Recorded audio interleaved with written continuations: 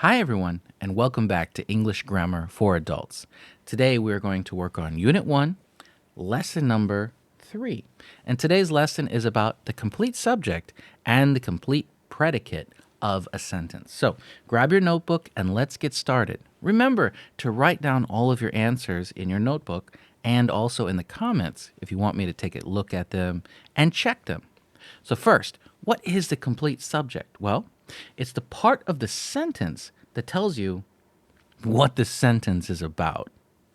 That's it. It tells you what the sentence is about.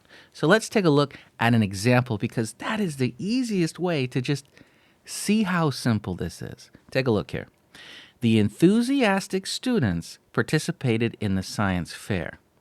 What's that sentence about? The students. Okay? The enthusiastic students. I know what this sentence is about. Look at the second one.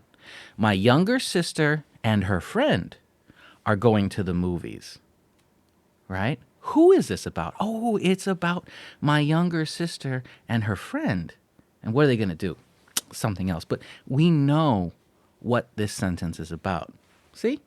What's a complete subject? What the sentence is about. Now, what's the complete predicate? It's the other part of the sentence. It's easy, right? So the complete subject tells us what the sentence is about, and the complete predicate tells us what happens to the subject or what the subject is doing, okay? And it always starts with that verb. Yeah, just remember that. It starts with the verb, okay? Let's take a look at an example because it's the easiest way to understand. The enthusiastic students, what did they do? Oh, they participated in the science fair. I get it. Who, the complete subject, the enthusiastic students, what did they do?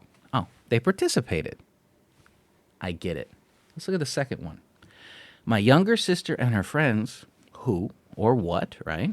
If you don't think your sister's a person, what? What are they going to do? They are going to go to the movies. What are they doing? That is the complete predicate. Now, let's take a look at some more examples of complete sentences, okay? And we're going to break these sentences into their two parts. The sun sets over the horizon. I love this sentence. It's in every lesson, right? The subject, the complete subject, is the sun. What's it about? The sun. And what's happening to that subject? Oh, it sets over the horizon. That's the complete predicate. She enjoys reading mystery novels. Who or what? She. Who? Does what? Oh, she enjoys doing this. She enjoys reading the mystery novels. So we can split that right down, right between these two pieces. And can you pass me the salt? This one's different, right? This one's a little different because we have a question. It's a question. It's not a sentence. Sentences are super easy, right? We just split them. Subject, predicate. Boom. But now we have a question. Can is our verb, right? No, it's not our verb. It's our helper, isn't it? So our subject is you. Now, what can you do? Pass me the salt. The action. What's happening to the subject? Pass me the salt. Can you do this? Of course you can, because you're a nice person. I understand that. Even the tricky question isn't really that hard if we think about what a subject is and what's the action, what's happening. Now let's take a look at our quick checkup. Find the complete subject and underline it. Find the complete predicate, which is the other half of the sentence, and underline it twice. Pause the video now and write this in your book. See if you've got this. But I'm positive that you understand this. It's that easy. I trust you. I know you. You're awesome. Pause the video now. Now, I'm sure you paused that video, so let's take a look at the answers here. Now, I didn't underline them. I just broke them apart because that makes it easier for me. But it should be easy for you, too, to just underline. Let's look at the first one. The complete subject is my best friend and I, okay? Just like our first example. What did we do? Are planning a surprise. Cool. We're awesome, aren't we? We're really nice. We're doing something. That's our complete predicate. Number 2, the colorful flowers in the garden. Oh, we're basically talking about the flowers, right? But we described all of it. And then we found that verb. What happened to them? Oh, they bloomed. They bloomed how? Beautifully. Really nice. Okay, number 3. There's a question. It's a question to you. So did you, our complete subject, you, did you do it? Did you watch? Did you watch the exciting soccer match on TV? Okay, I understand. You, subject. Number 4, the chef, who or what, I guess. The chef did what? Prepared, verb. Prepared a delicious 3-course meal. It's easy, right? You got this. And the 5th one, it's not a math class, it's an English class. The lights, subject, flickered and went out. Oh, we've got to get a new light. That's never fun, right? It's way up there. But that's okay. Now we understand subjects and predicates. So it's time for more practice because I don't really think you need it, but it's here for you if you do.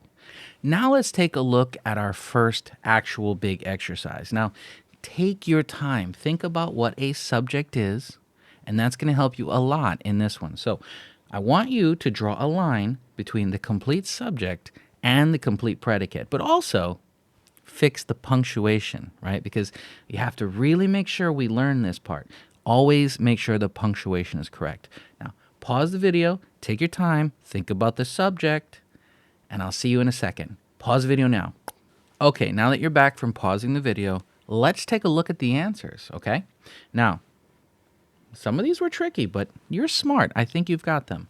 Number 1, the sun is our subject, right? The sun, what does it do?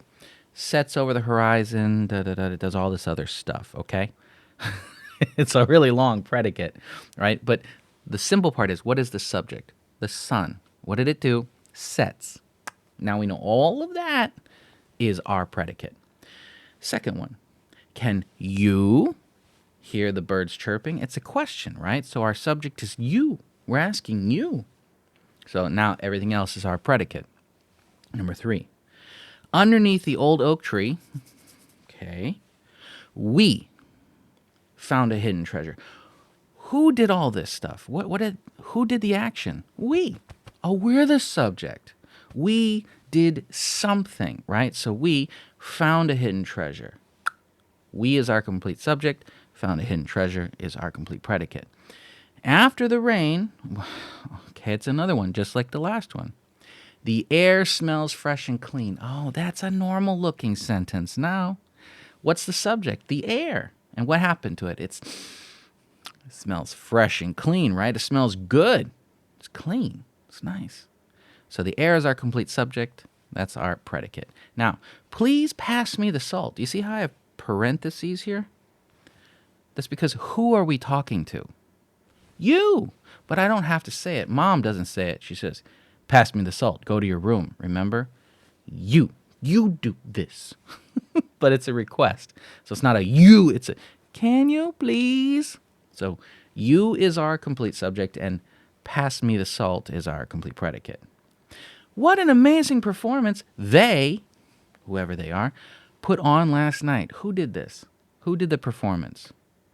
They did it. So that's our subject. Our complete subject is they, and the rest is our predicate. The children played in the park until the sun set. This one's a simple sentence. We know this one. Who? The children. What did they do? They played. Got it. Okay, now we're on a question again. Did you? So our subject is you. And what did you do? Oh, finish your homework. Yeah. The cat and the dog are best friends. I've seen weird things before, but yeah, this is our sentence, our complete subject, the cat and the dog. And what are they? Best friends. Got it. And the last one, close the door behind you when you leave. I'm telling you to do something, even though there's lots of yous in there. It's in parentheses because I didn't say, hey, you, close the door when you leave, right? But it's still you. Our complete subject is you, and everything else is our predicate. That one was hard to get through. Exercise number 2. Now, in this one, we've got our paragraph like usual. And what I want you to do is correct all of the punctuation mistakes. Then we're going to underline the complete subject and draw a box around the complete predicate. But first, go through the whole thing and put in your punctuation, because you need that to understand where the sentence is. And then you can find the subject that way. Okay? So I'll see you in a minute. Pause the video. You paused the video. I know you did. And you found all the mistakes. So let's take a look at the answers, okay? First, the neighborhood is lively and full of energy, period. That's our first sentence. Our subject is the neighborhood. What happened to it? Is verb, right? Verb is lively. Okay, cool. Next one. Children play in the park till the sun sets. Who did what? Children, subject. Did what? Play. Okay. Their laughter fills the air, period. Whose laughter? Wait, what? What are we talking about? Something is filling the air. They didn't fill the air. That's crazy. Their laughter, ha ha ha, is floating all through. We hear laughter everywhere. That's our subject. The laughter is our subject. And what happened to the laughter? We can hear it everywhere. Cool. Families gather for picnics and games. Well, families, what do? That's our subject. Families, what do? They gather for the stuff. Okay. Neighbors organize events and celebrations throughout the year. Who does what? What does what? Neighbors. That's our subject, right? Our complete subject. And organize is our verb. That's all our predicate. The local bakery fills the air with the aroma. Oh, that's just like the laughter, right? Fills the air again. So the local bakery is our complete subject. And what does it do? It fills the air with the... Makes me hungry, right? The smell of fresh bread. Oh, that's really good too. What a wonderful place to live. Wait, what? I underlined the word what, but why? Why is what the subject? I'll tell you. In this sentence, the word what is functioning as an interrogative pronoun. Ooh, it's a tricky sentence, isn't it? It's used as kind of like an idea. We're talking about what a thing, right? But we didn't say what a thing. What a beautiful place, right? We're talking about it as this like idea, okay? So tricky sentence, but not really if you actually sit and think about it, okay? So hang in there. There's always going to be one or two things that make you trip up, but don't worry about that. You've got all of this. You're fine. You're fine. Let's look at the next one. Everyone knows each other. Who? Everyone. And what do? They know something. We've got it. Everyone is our complete subject and knows each other. I had to look at it again. Is our complete predicate. Okay. And the last one. The streets are lined with colorful houses with flowering gardens. What is the sentence about? The streets. And what's happening to them? Oh, they are lined with these houses and flowering gardens. Some of these sentences were quite difficult, right? Not really. Just that one weird one, right? What a wonderful place to live. That was weird. But the rest make sense.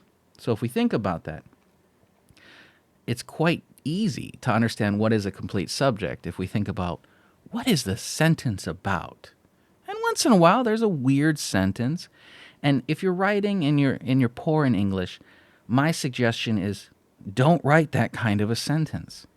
It's a high-level sentence, and they have their place. They're useful sentences, but not many people will use them. You don't have to. So always remember that. If you see a difficult sentence and you didn't know the answer, don't get discouraged. It's not a big deal. A lot of those difficult sentences aren't really necessary, okay? So relax. What's a complete subject? Well, it's what the sentence is about. What's the complete predicate? It's the other stuff, right? The verb plus the other stuff. The verb plus the other stuff. Okay, I'm sure you've got this. And if you have a question, send me a message. It's okay. And I'll take a look at any questions you have because I like to help. But today's lesson wasn't too bad, was it? I'll see you for the next lesson, okay? You're awesome. I'll see you later. Goodbye.